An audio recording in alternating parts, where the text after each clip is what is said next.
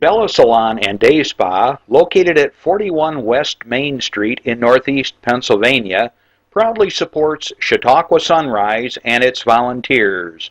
More information at bellasalonanddayspa.net.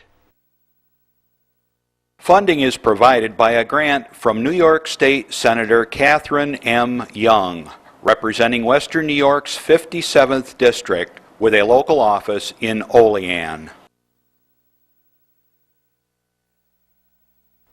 Chautauqua Sunrise is made possible by a grant from Fredonia Place, a continuing care retirement community providing dignity in a modern luxury environment.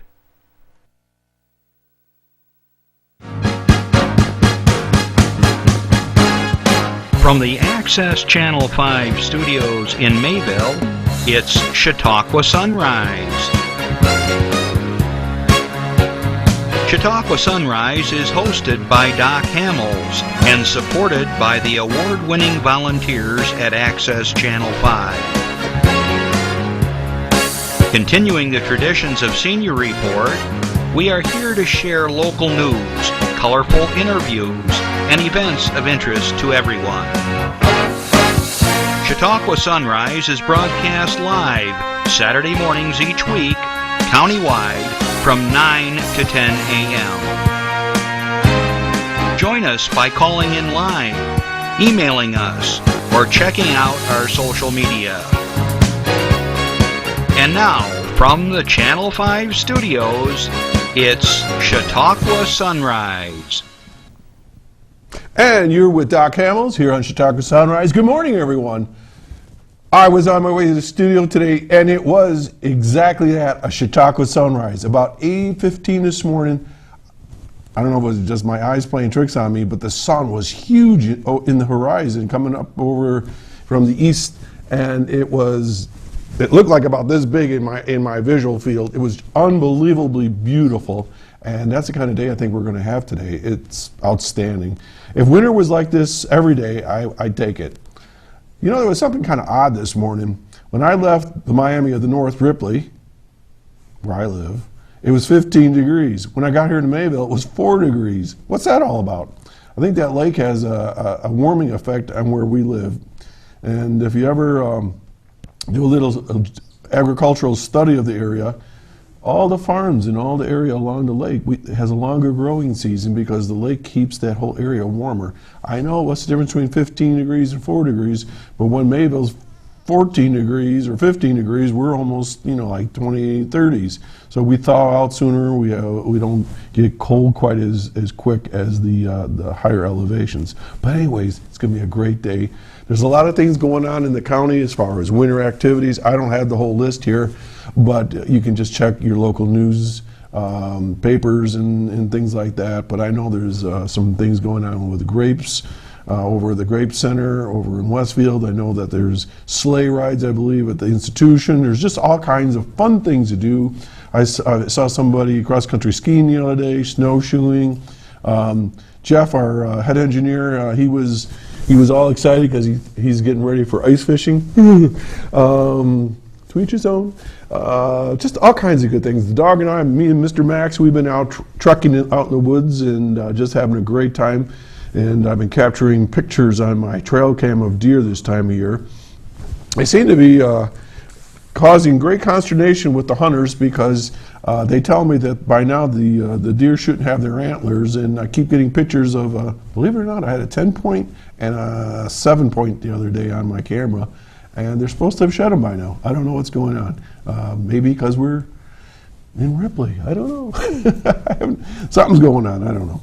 But anyways, it's going to be a great weekend. The blue skies definitely are all around us today, and enjoy it. Get out there. I got cabin fever. I don't know about you guys. I go stir crazy. Luckily, Barb is busy during the day, and she doesn't have to be home with me because I probably do a lot of pacing and moving around throughout the house. But get out and get some fresh air. Okay. I want to do a couple of shout outs here today. In the studio, we have another Cub Scout. If you saw the show last week, we had the Cub Pack 126 and their leaders, and they were visiting with us as part of their Cub Scout let's see what they call that, a medal or one of the things that they have to accomplish. And today we have Matt in the studio. He's in the engineering room. I think he's running the soundboard. So if you have any complaints about how things are going, just call up and Matt will answer all your questions. Not really. He's here with his grandma, so we're happy to have him.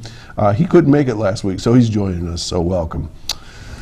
Okay, Chautauqua Sunrise, as many of you already know, is a show that is dedicated. Its mission is to give you the opportunity to share your news with us and us with you. And if you have something that you want to share, whether it's an event that's coming up or you have an opinion about something, and remember, I can't do much about any of your complaints, but we're happy to hear them anyways.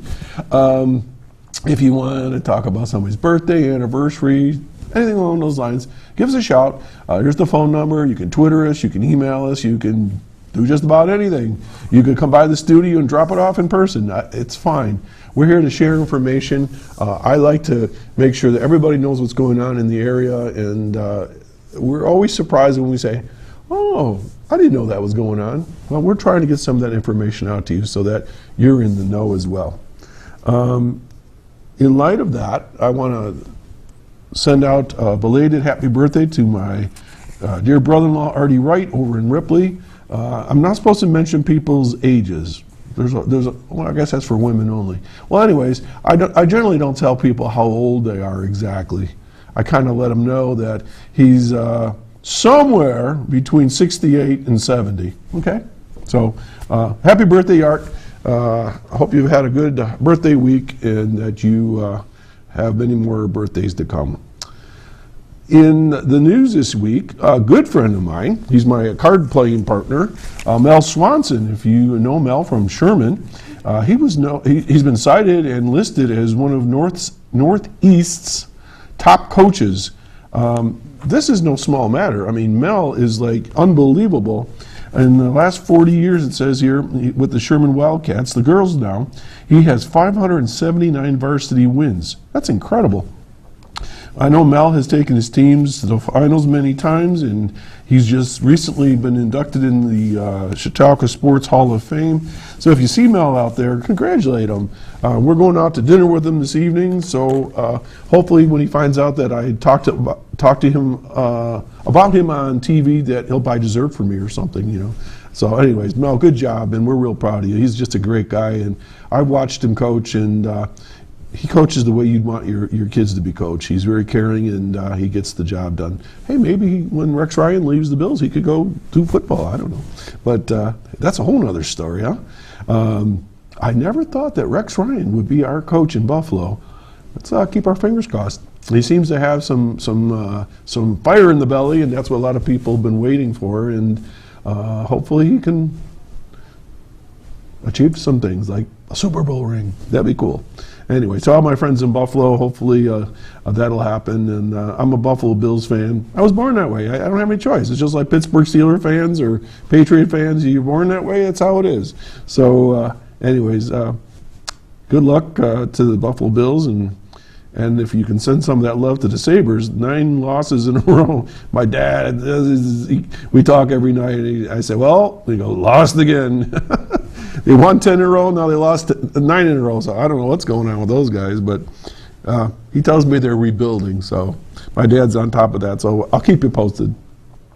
Kind of a interesting side note from last week's show. I had John Wolf here, and we were talking about the First Lieutenant Alonzo Cushing, and that the fact that he received the Medal of Honor 151 years after his death in Gettysburg during the Civil War, and that his long-lost relative, Helen Loring Ensign, had gone to Washington to receive the medal on behalf of the family, as well as the other side of the family, the Stevens family, I believe it was. And long story short, John Wolf shared the link from the show from last week with her, and she requested that we submit the article from the Post-Journal, and this is going to go into the official archives of the Cushing family. So I'm excited that we're reaching out across the United States here. I forgot where she's from. I think she's from California. But anyways, we're going to be sending that article, the original one that we had here on the show, and it's going to go to the family, and it's going to become part of the actual family and historical archives of Alonzo Cushing, who got the Medal of Honor. How cool is that? So in small little ways, we do connect with each other. And the technology, as our good friend Chris Britt will tell us, it's everything in life these days. But the technology is something else, so it keeps us connected. So happy to do that. I was thinking today and yesterday when I've been watching the news like everybody else, really distraught about what's going on in Europe right now, and I was thinking a little bit about the Paris situation and how the folks there at Charlie got shot because of freedom of speech and their right to express themselves. And I thought, well, that's why we here in the United States a couple hundred years ago fought for those freedoms, and we hold those to be so precious to us. And here we are, Mayville, New York. I'm coming to you live. I can basically say whatever I want within like parameters that are quite large. I can express my opinions. You can call up the show. You can express your opinions, and we do that with the knowledge and the feeling of security that there won't be any retribution. Someone's going to come knocking on our door and dragging us out into the streets and hang us on a tree or something like that. And although we may not agree, and you may not agree with everything I say, or think that I'm just a schlep or saying things that are just strange, we can do that here.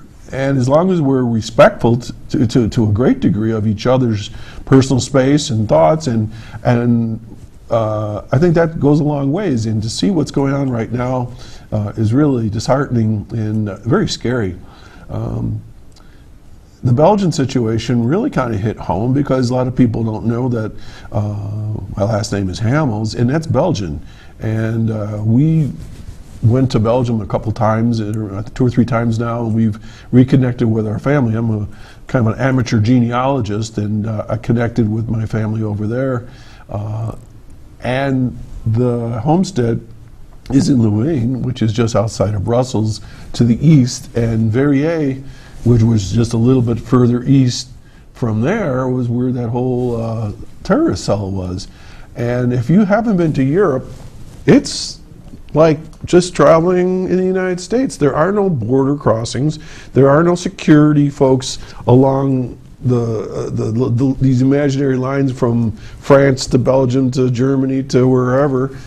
People basically move about freely, and it's so sad now to see that these terror cells are popping up all over the place, and I suspect a lot of that is going to go away, and that they're going to start really clamping down on security and the ability for people to move about, and that's a real shame, and it's scary. So my heart goes out to all those folks in Europe, and especially in Paris, and I hope that they can find a way to resolve this. It's going to be a long haul though, and I guess the message here and the lesson for us is guard, safeguard, protect everything we can here. If you see something that's not quite right, just don't put it under a basket. Call somebody, talk to somebody. If you're afraid to mention it, call Joe Gerassi's office. Joe's a great guy, and his officers, they'll investigate. If it's beyond their purview, they'll call the FBI, the CIA, or whatever. If it's happening over there, it could be happening here. So you might say, well, we live in Chautauqua County, nobody's going to come here. Yeah, Verrières is like Chautauqua County. It's just a small little town, all right? So stay on guard. Don't panic, but just stay on guard and let people know what's going on. Okay, we got a great show for you coming up here. We're going to be talking about Head Start with Matt Kraft, and his 2 sons are in the studio. They're floating around. I just saw Liam poke his face into the door. He's checking up on you. So we're going to take a little break here, and we'll be right back. Stay tuned. I'm Doc Hamels with Chautauqua Sunrise.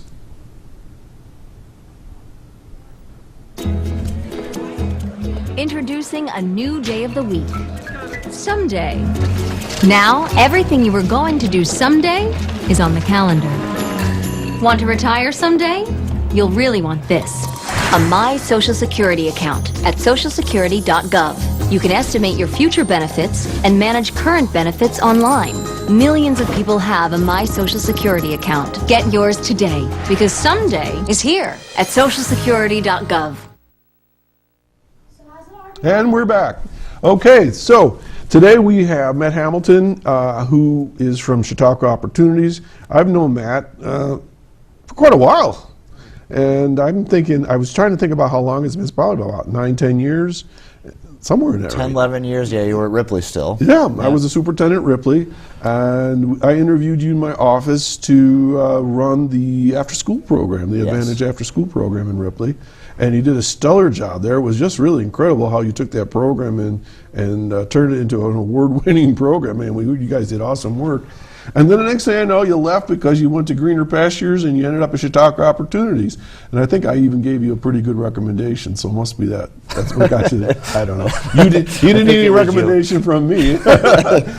Matt, welcome to the show. Thank you. And we're going to be talking about what you do every day over at Chautauqua Opportunities.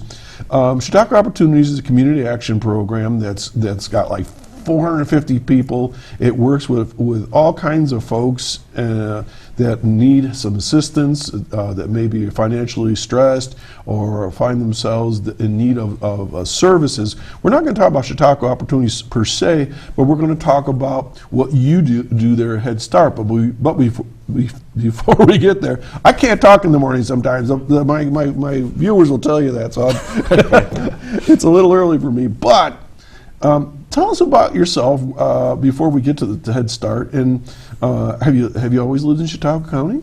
Yeah, I grew up here. I went to Maple Grove, graduated in 1994, left for a period of time, attended school down in Florida, and then eventually made it back up to New York, where I graduated from SUNY Potsdam, and then did some theater and some creative writing along the East Coast for a couple of years, and then came back here. And you were associated with, I want to say, Bunbury. Yes, yes. I remember it was kind of an unusual name, Bunbury Theater. Yes, from the Oscar Wilde Importance of Being Earnest is where it took its name. So yeah, we, a number of us that I had met, in my late teens, early 20s, we came and did that for a while, and then, as it always is, people get married and have children, and you can't. You have to have a job that pays you to live, as opposed to You're a starving artist. Right.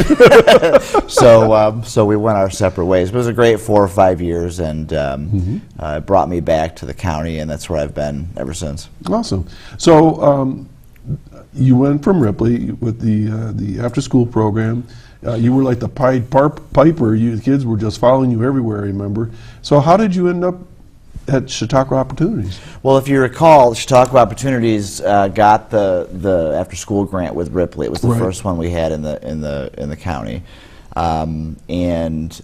so we basically put together a framework for rural schools and after-school programs with partners and that kind of thing that was really successful, and as a result was able to take that model and replicate it in Silver Creek, and then in Brockton, and then Panama. And so there became a need for almost another division, as our Chautauqua Opportunities really invested in services we had for older kids.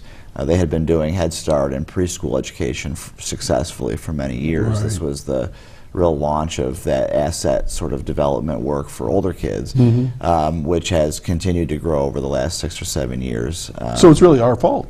Yeah, really. It was like we're the uncles of that whole. So just like you said, we're the fertile ground up in Ripley with the warm lake. The Miami of the. That's right. That's right. It sort of worked down from there. Yeah. Okay. So, so how long have you been with Chautauqua Opportunities now? 10 years. Really? 10 years. Yeah. Gosh. Well, so then it must be about 11 years then since we first met. Wow, that's awesome. Well, Matt, when I first met you and we interviewed you, I knew that that you had great leadership skills and great communication skills. So with that, I'm going to kind of be quiet because Okay. you don't need me to ask you a lot of questions. Can you tell us a little bit about what is Head Start? People hear it all the time, Head Start this, Head Start that, you know, and there are all these workshops and meetings, and you know, you probably even see ads in the paper or whatever. So just give us sort of like the elevator speech on what is Head Start. Sure. So yeah, I think thanks for phrasing it in that way, because I think there's a misconception as to what it is. Head Start has been around almost as long as Community Action, which is what Chautauqua Opportunities is, and Yeah, according to my research, 1965. yes. Yeah, holy crow. So yeah, 50 years in, and the purpose of it was to look at giving opportunities for preschool education for children that may come from a lower income family or a disadvantaged family, where they might not be getting the kind of support and developmental learning support that children might have needed as they went into kindergarten. And so they had data that was showing that some kids were falling behind upon entering school. And then, of course, once you're behind when you get into the school, it's difficult to catch up because of the rigor of having to go from grade to grade, as you know. As a And superintendent. nowadays, they ratcheted it up unbelievable. I mean, in Right. 1965, it was nothing compared to what it is today. Right. Matt, if I could just jump in real quick here, you use the word disadvantaged, and what do you mean by that? It's sort of like a catch-all thing. What do you mean by that, Right. disadvantage? So I think in many ways that can come across as maybe a negative word, but it's really not. Okay. So there are just, you know, in Chautauqua County, as we were talking before the show, you know, we're 4 or 5 generations of poverty and low income folks in the county, and so with that comes its own set of I'll use the word disadvantages again. It has nothing to do with money. It has everything to do with. It has nothing to do with good or bad. It has nothing to do It's with just good or bad. What it is. Or what it is, right? And compared against what may be the typical rules, societal rules or framework or whatever is. The expectations of children coming into school, the expectations that they will have $10 for every field trip and be able to buy their own school supplies, and that parents will be able to rearrange work schedules to attend parent-teacher conferences and all that kind of stuff. And the reality is that those things all require first of all the general understanding and knowledge of why those things are important, and then an ability to make it happen. You know, so some of it's money, but some of it's, you know, folks are working 2 and 3 jobs that don't have benefits and don't have vacation time, and you can't just take 2 hours off to go to a parent-teacher conference at 3 in the afternoon. But all those things are important, and so. So these families are at a disadvantage. Correct. So they're at a disadvantage. They're not disadvantaged themselves. Correct. I like that. Yes. I should keep that in mind. You should coin that. At a disadvantage. Okay. So, oh boy, there's so much to talk about here. Well, so let's go back to what Head Start is. So it's dealing with families that are at a disadvantage. Correct. And what are the age groups and all that, and how they get in? Gives the whole ball wax. Right. I'll be quiet. So no, you have to be ask anything you want. So 0 to 5, we have early Head Start and Head Start, and that's we also do prenatal services for pregnant women that may be wanting an extra Head Start. Really? Also. But 0 to 3 is our early Head Start, and that's our infant and toddler classrooms, and it's all about development and those initial learning. So infant toddler pieces, would be 0 to 2.5, 3. Okay. And then you transition into Head Start, which is a preschool classroom. Okay. 3 and 4s. So is it like babysitting? No, it's we have a. That was a loaded question. I know. said it out I there. know. I'll get there. No insults to the Head Start, but that's what people think preschool is. Actually, if we can hold off on that for a All few right, minutes, we'll get to. We're one of the strongest Head Start programs in the country, Wow. and are the first to have. We have a number of different things in addition to the typical support services. We have a music program, and we have all of the Common Core alignment already done to prep our 3s and 4s for going into kindergarten. You're connected to the school system. Absolutely. It's all about that. I mean, fundamentally, it's all about getting those kids and those families ready to be successful in the school system. So it's a benefit to the school, it's a benefit to the family, and ultimately the big tenet of Head Start, which a lot of people don't understand, is that its goal is around building a community continuum of school preparation. So it's not even just about the 500 kids that might be currly enrolled in. There's 500 kids in Head Start? 502, yeah. Early in Head this Start. county? In this county, yeah. Oh my gosh. Yeah. So, it's not even just about those kids that are being served, and it's about peers that are just above them in that stable area that they're going to interact with once they get to school. It's about community. It's about business that Head Start affords folks with that have disadvantages or that have fragile, lives, that they can maintain employment, and because there's a stability there, and all the supports that we provide are all geared, yes, toward the kid learning and developing, but really it's more about the community and the parents of those kids finding balance and stability and access to knowledge about healthcare and how to advocate for their children, how to communicate with the schools appropriately, how to maintain, all those things, and that's really the stronger focus. So the kid is one part of it. So what I'm hearing is you're working with the child, but then you're working with the whole family all around them? Right. Well, if you think about it, John, and any parents that are grandparents that are listening out there, if you've got a child that is struggling, whether it's with a disability or whether it's behavior issues or whether it's you don't have reliable care or anything that you might be struggling with, or even a school-age kid that is fine most of the time that has a bad day and does something horrible, the world stops. You've got to come get that kid. You got to come deal with that outburst. You've got to come do all those things. Deal with it, yeah. Right. And so for families that don't have balance and a positive support network and a lot of sort of assets to leverage, to take time off, or to have a supportive grandparent that's around, or that can't miss another because they're trying to go back to school as a non-traditional parent, and and they can't miss one more economics 101 class, or they're going to fail, and it's not worth it. That kid is a linchpin for a lot of balance, So yeah, we want to. So it's really the family around that kid, and the community around that kid that we focus on to get to the kid being academically and developmentally as best as they can be. Okay, so what I read was Head Start was started in 1965 under Lyndon Baines Johnson. It was part of the social reform that he was putting together at the time, and working with families that were at a disadvantage. They created this concept of Head Start, and it's to give children a leap forward from where they are so that they're ready for school. Correct. Is that a good summary right there? Yes, and it also ensured that there were hundreds of thousands of preschool age child care slots, for lack of a better term, across the country where they could be regulated and safe.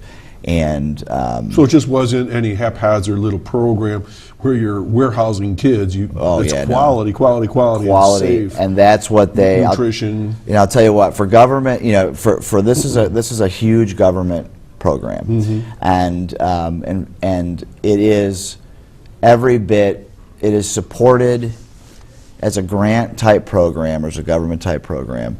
The Office of Head Start has puts their money where their mouth is, I guess, is a good way to put it. That's good to know. So, when they say we're going to up this standard or we're going to require this level of education or we're going to require you to do this kind of teacher training, they don't just then leave it as an unfunded mandate for programs to scurry. They give you the technical assistance, they give you the support, they give you the extra dollars to do so.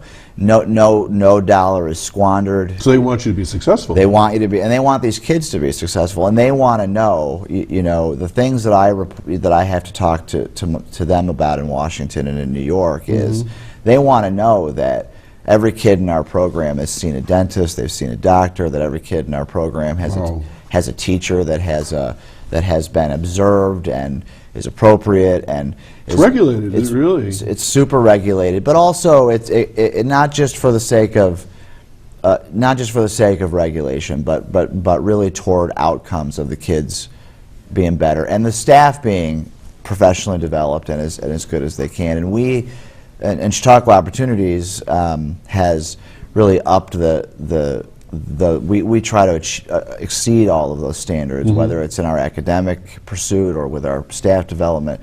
So all of our Head Start teachers have master's degrees and teacher certificate. Yeah. So we set a high standard for our classrooms. Because there was a time where that wasn't a requirement. I think you just had an associate's degree or something like that. So you're all master level teachers. That's correct. Yes. That's no small matter. Right. Or a couple on their way. There's a couple on that, just like the school. Yeah, right. Take a breath.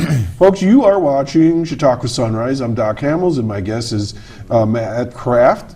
And we're talking about Head Start. If you have a question for Matt or you want to share any other information, I know you're shy out there. Every once in a while, one of you will come forward and make a phone call. But please, if you have something, a concern, or if you know of a child that needs some services, here's your opportunity. Now, maybe you don't want to disclose everything right now, but you can leave your phone number and Matt can get back to you, or they can call you from the office, whatever. Call us. Excuse me, I'm already losing my voice there. So anyways, join us in the conversation. So back to you, Matt. Matt, you're talking about all these services. What's it cost parents? I mean, this is an expensive program. No, it doesn't cost parents anything. And zero? It's zero. Really? It's zero. Right. I mean, there are some income qualifications or some the children with disabilities qualify.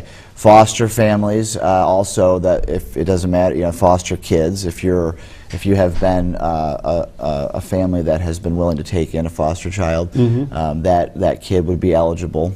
Let's talk about the income eligibility a little bit. And I know this is a little complicated for people to understand, but can you just kind of give us like a general idea what you mean by eligibility? There's just people right now that say, well, I might be eligible. I mean, is it so many people in the family for so much income, and how's that all work? Right. There's a scale. It's from the Office of Management and Budget puts out a scale every year of what percentage of the poverty line is for any given area. So Chautauqua County, there's a poverty line for a family of 2, 3, 4, 5, and it goes up like that. So it depends on your category. Right. So then your eligibility is for Head Start 125% or below. Okay. And then, or if you have a child with a disability. Okay. And then we do have 10% of our slots, so that's 52, that can go to over-income families. So anybody else? Correct. If there's room, I assume. Yes, if there's room. Right. Well, yeah, if there's room, right. But we can take those, that 10%. And we're always looking at ways that we can, expand our opportunities to serve the whole community, but right now that's what we've got access to. Okay, catch your breath again. We got a phone call. Okay. Okay, good morning, caller. Well, good morning. Oh, it's Linda. This is Linda Spalding. Hey, Linda. It's great to see you, and it's great, Doc, to see Matt on your show, someone from Chautauqua Opportunities. All right. As you know, I worked at Chautauqua Opportunities for 20 years. You're a veteran. Oh, great. A lot of the people that work at Chautauqua Opportunities probably can't even fathom that concept. But because it's been such a long time ago that I started there. But I did. It's a wonderful program that you're describing, Matt, and Head Start does so much, and assisting parents with their children, and so that they can go on to school and further their qualifications to better their situation in the community. You must know that Chautauqua Opportunities is a community action agency that was started with many under Johnson's war on poverty. Right. Yep. Yes. And it's just a great concept. There's another one close by to us in Salamanca, where they do a lot of things too. They have the nutrition outreach program. They also have the food pantry there and the luncheon site for people. They get all the food from the casino. Yeah, a lot of people go there just to eat. Wow. But it's great work that you're doing, Matt, and it's so good to see that this is good and that you have those alternate spots for people who may not reach the 125% poverty guideline. Yes, thank you so much. Okay, Linda. So anything going on in your world that you wanted to tell us about? Well, I'm just waiting for this frigid air to go back up to Alaska. No, but come to Ripley, it's warm. But, Matt, could you just please tell us the Head Start locations again? Oh, you have good. one in Westfield and Dunkirk, Jamestown. Yes, for sure. We're spread out over the county. We do have a classroom in Westfield, which is aligned with their UPK Universal Pre-Kindergarten program. Matt, what building is that in? Right in the school. Right in the school. Yep. We also have a site right at Bush School in Jamestown. We have a site in Kennedy at the Kennedy School where they are good enough to give us the space. That's a traditional half-day 3 to 4 year old Head Start classroom there. And then we have large centers. We recently partnered with the Holy Apostles Parish in Jamestown and reopened the Holy Family Building on Main Street in Jamestown. That's great. So there's 60 kids there. That's in partnership also with Jamestown Schools and their Universal Pre-Kindergarten. And then in Dunkirk, we are also done in Jamestown. We have a number of sites, or classrooms rather, excuse me. See, it's not easy to talk about. Out at the old Fluvanna school site building out on Fluvanna Town Line Road, and that's called Connection South.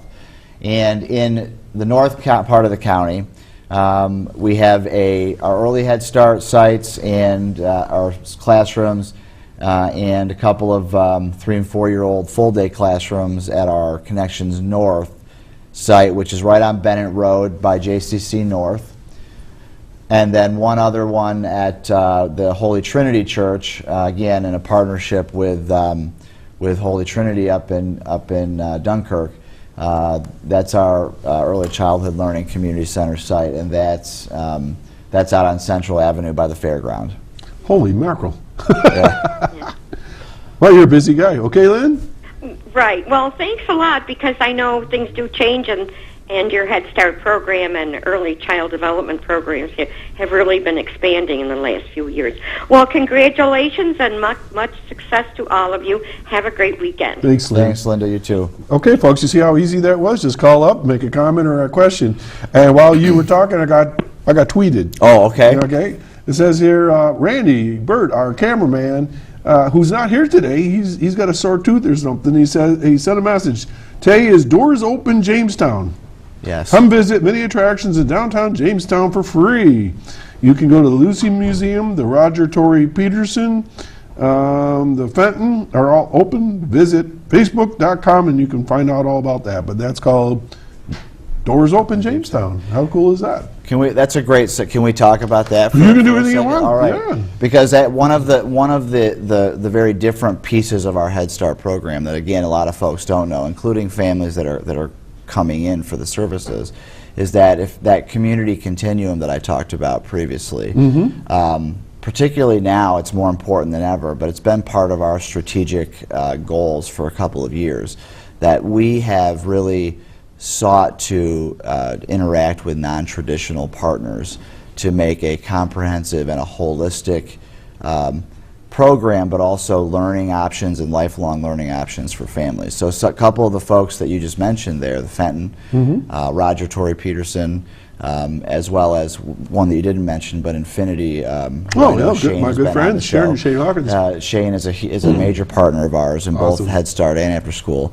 But those we have endeavored to initiate what we call passport programs and everything else, where we are efforting to have all of our families to have access to those learning opportunities with their children that have nothing to do with the program day. So it's like an enrichment. Correct, and for the whole family. And again, with our curriculum being done in such a way that the activities and things that we send home allow the families to use community resources to reinforce what's going on in the classroom, but also to have fun and to be able to use these community resources and to use these community resources for family together time, but also to learn. And then it allows us to use a lot of our everybody benefits that way. The organizations get the traffic and they get to show what they can do, and the community resources are utilized for good. The curriculum is supported, families are together, government grant funding is supporting the whole community's learning. So that's been our strategic direction that we're going on. So it's those things are super exciting to me, and those are really different. Those are different components about our program. We talked a little bit earlier before we went on the air about Chautauqua County, and one of the things that my experience has shown over the years, being in education and so on, and other boards that I sit on, I don't think the general community realizes how stressed our residents are financially, and that we have people that are, and now this is all ages, so it's not just young folks in their families, but senior citizens and middle-agers, whatever. We've got people in poverty, and it's a high number. Yes. And although we're not going to talk about all the services that Chautauqua Opportunities affords folks right now, if there are people listening right now and there are problems, contact Chautauqua Opportunities, and they're in the phone book. You can find them or whatever, or call here at the station. I'll give you the phone number. But with children in poverty, disadvantaged, families that are disadvantaged, they're not seeing and enjoying the benefits of all those things you just talked about. Correct. So this really is sort of like, I don't know what to call it, a boat, a ship, an opportunity to move them from where they are in their very restricted area of where they live, because they don't have the resources that a lot of people do, and learn and see. Do you have any success stories of how this whole process has worked and moved families and kids along? Sure, we've got. I mean, I won't speak of any names, obviously. No, we can't do that. But yeah, when we have both for our families and for some of our older youth that have come to us, we've got tremendous stories of people coming in and using the services that are using them. And I tell families all the time when I talk to parents, use us, like do whatever you need to do. And they do, they using Head Start to go back to school, because that schedule affords them that opportunity. And the other thing that we've done is in our asset approach is looking at, the only way to, and you're right about the stressed county, the only way to really help folks out of that is, one, exposure to some of those opportunities where they can network with folks and to see a bigger vision or bigger and more opportunities for themselves so they can shoot for it. As well as then there's the asset, and there's the wealth part of it, or at least the not losing money part of it. And so the other thing that we've done is we've integrated our Head Start has really looked at the whole family. Is we have a number of financial products that are available for our families to access also. When you say products, you mean services? Services, okay. Yeah, such as we can do credit rebuilding and credit counseling and home ownership programs for those that are that have 4-to-1 matches in some cases for those that have moved up, have made some progress already and are ready to be stable enough to do that. We have for those that are in real trouble, we have bankruptcy, and we have basic cottage industry and small business startup components that can be accessed, and those often come with classes that cost money, and it's that self-investment in those things, and Head Start, that's part of our commitment to the financial education and increasing financial capacity of individuals as we provide those services to our families. So if I see Head Start in a different way, it's not just having children learning and trying to fill in gaps, but you're looking at the whole family. So now the children are being provided for during the day, and that allows the family, if they're not necessarily employed, to go to school, to go get training, to like as you said, learn financial strategies, so that as a family unit they can raise themselves up. This is a whole lot different than the whole thing is here's some milk, here's some bread, here's some canned goods. Oh. We'll see you next week. Like a handout. This is really pull yourself up by your own bootstraps. And I hope that I hope nobody out there thinks that we are, as a community action agency, still in the handout mode. Well, it doesn't sound like that at all. We don't. So hopefully anyone watching it, if they come away with anything, they come away with the fact that our focus is that we don't. That we're not doing that. We are, in fact, providing everything that we can to give families and children and youth and individuals an opportunity to take resources, network them together, be connected with people that give them that direction, almost like mentors. The same things that you and I had organically from our support systems growing up, that's part of those disadvantages that folks don't have. You think about the ability to why are accessing community resources important? Why do people learn to play golf? There's that's a simple how many deals in corporate America are made on the golf course, and that's something that you wouldn't think about. But if you're a family that's struggling with 2 or 3 part-time jobs, trying to piece things together, you're not learning, you're not playing together.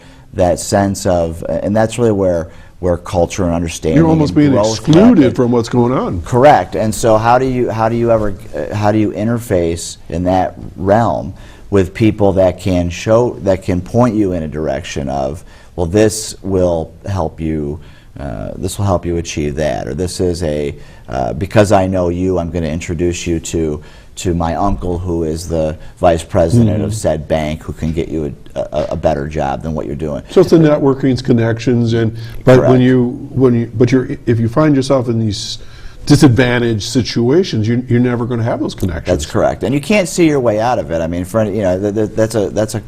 it's almost like you're living in crisis all the time, even if you're not bleeding or just get used to it too. Right, exactly. And so and many of our families, John, are that's how they're existing. They're and it's not that they're unemployed, and it's not that they're not trying hard, and it's not that they're not working. And we have a very, very small percentage of our population that's coming to Head Start that is simply just collecting county benefits. Just sucking up the gravy. Very few. I mean, I could count them on one hand. And then when we find those folks, we attempt to engage them in some accountability, that kind of thing. But most of our families are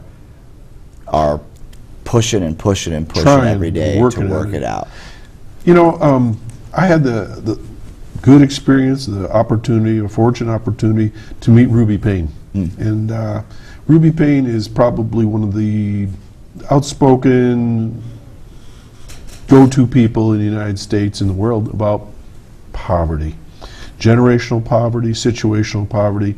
And I want to know if you could explain to our viewers how you can fall into poverty and get out of it, and what is generational poverty? Could you kind of talk a little bit, because I think people get that confused. Right. So you know, the difference is, I mean, situational poverty is any one of us that is, you know, that's sort of in the moderate income, you know, could get overextended on credit cards and or other life things, make a big purchase, buy a house that you can't afford, you know, those Bad kind of investment, things, bad investment, and then maybe at the same time get into a car accident or lose a job because you know, the business closes or whatever the case is, and you go and you don't have, your savings runs out after 60, 90 days, whatever the case is.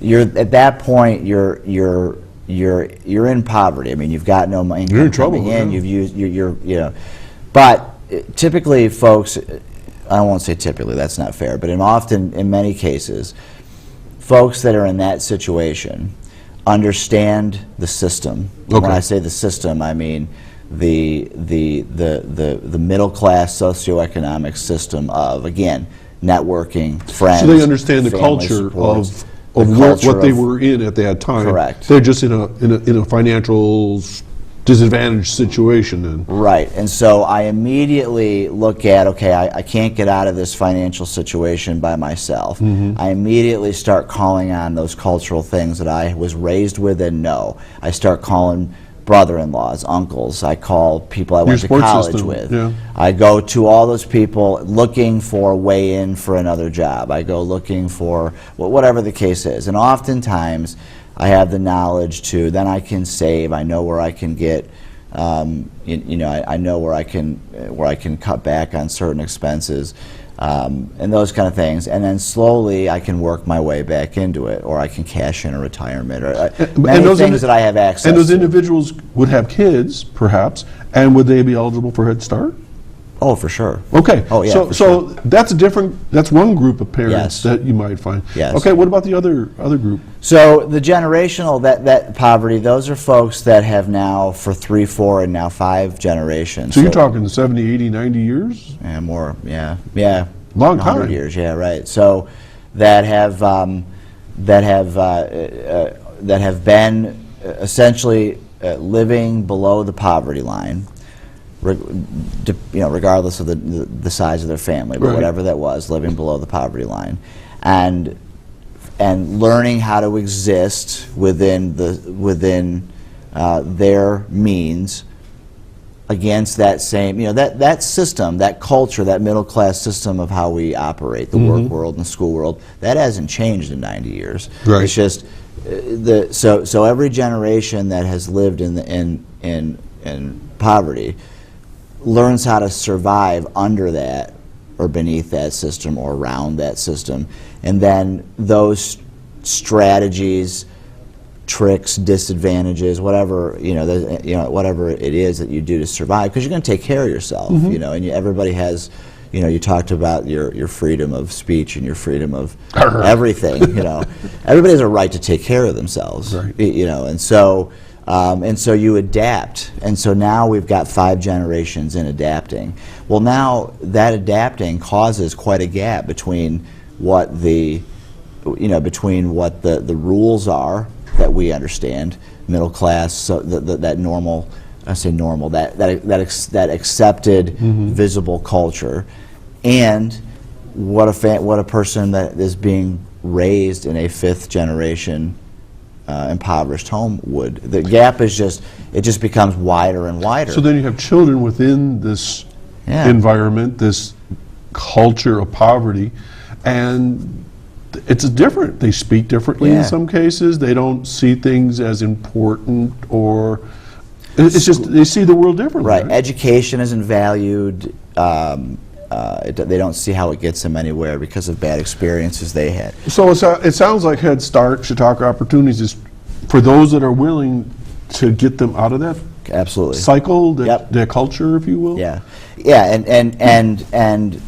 provide the environments for all of those things to come into, for them to little by little, as they're comfortable, come into contact with with services, but also mentors and exposure to opportunities. You So- talked about a continuum. I think you referenced it earlier in the Yes. show. So these people on a continuum, they would be like at a survival level, just getting by. Yeah, crisis or highly vulnerable. They're just getting by. They're week to week worrying about where the food's going to come from. We have to make a choice between going to work where I've got to punch the clock, or going to social services to get Right. benefit checks so that the little one has food or the rent's paid. Those choices are being made all the time, and that's a crisis or a vulnerable decision. So then, through Head Start, with the programs you talked about, other things that Chautauqua Opportunities offers, so you're moving folks out of this culture, Right. if they choose to, and you move them to more like a stable. Stable and a safe. is what we're Nurturing, looking safe. for, right? Where they're Healthy. planning ahead. They're doing preventative. Have a little money in the medical bank, things. kind of a thing. Okay. Right, right. Wow. You're watching Chautauqua Sunrise. I'm Doc Hamels, your host. My guest is Matt Kraft, and we're going to be on the show here for about another 3.5 minutes. Okay. Going by quick, isn't it? It is going I by warned quick. you. Okay, and if you Should have do another hour. Yeah, if you have a question, give us a call here at 753-5225, or Twitter us, tweet us, whatever you got to do to get to us. If we're done and you're watching the show later in the week, give Matt a call. What's the phone number? They can get a hold of you. They can get me at 716-661-9430. Okay, and or just call anybody at Chautauqua Opportunities. They'll hook you They'll up. find me, right. Okay. Matt, you mentioned that your Head Start, not yours, but I mean, you don't own it. Yeah. But that it was one of the top Head Starts. What do you mean by that? Yeah. Top. So incredibly visionary executive director Roberta Keller, and Will this get you a raise? Will get me a raise? No. Okay. No, actually, she'll probably Take you to roll her task? eyes at me on Tuesday when I see her again. But and the previous Head Start director, Kathy Webster, who had I know Kathy very well. been there for many years, and retired a couple of years ago, had really endeavored to set a course for the collecting the data, getting those curriculums organized, finding ways to involve parents in that progress reports, and setting up school transition plans, and things that had been 20-year plans and 10-year plans for other programs that we were engaging in it. And so I've been fortunate enough to, even though come in the last couple of years as director of Head Start in a tumultuous time funding-wise, sequestration, everything Right, the else. cutbacks and freezes. But all the wonderful staff there and the leadership that had been put in place, they were a center of excellence, top 10 programs in the country. Top 10? Top 10 in the country. Wow. From rural Chautauqua County, and from academic and family support standpoint is where we got that award from. Nice. And we have just continued over the last 2.5 years since that award, 3 years since that award, to build on that. So the music programs, the family engagement in the community, the school transition pieces.